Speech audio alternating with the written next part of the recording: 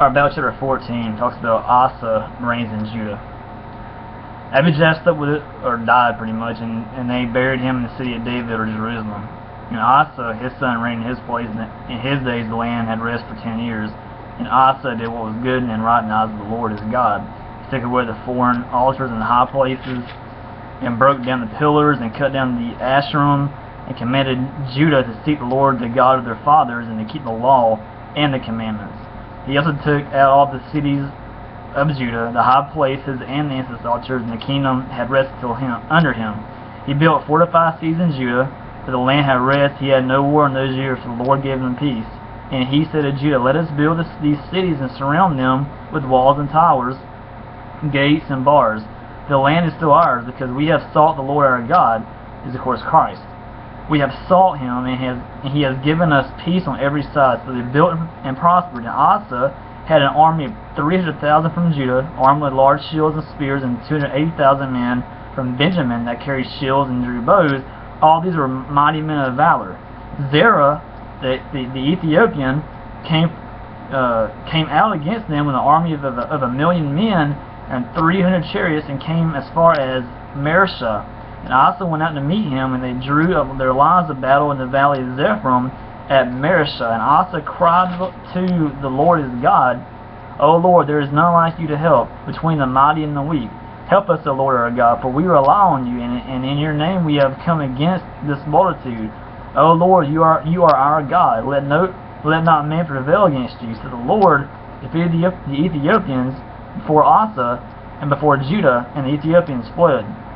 Asa and the people who were with him pursued them as far as Gerar, and the Ethiopians fell until none remained alive.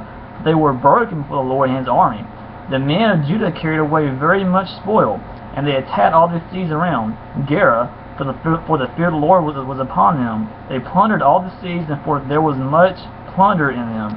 They struck down the tents of those who had livestock, and carried away sheep and abundance and camels. Then they returned to Jerusalem. So 14, they have a map real quick. Zerah attacks Judah in 898 BC. At some point during Asa's long and prosperous reign over Judah, Zerah, the Ethiopian, from Ethiopia and Africa, led a vast army from the south to attack Judah at a valley near Mareshah. Asa's army routed Zerah's forces and pursued them to Gerar until none of them remained, perhaps as punishment for Philistia, or Gaza, allowing Zerah's army to pass through their nation. Asa's men then plundered many towns in the region around Gerar before returning to Jerusalem. So they have a map here. Of course, you have Philistia, which is of course Gaza today, Israel, Judah.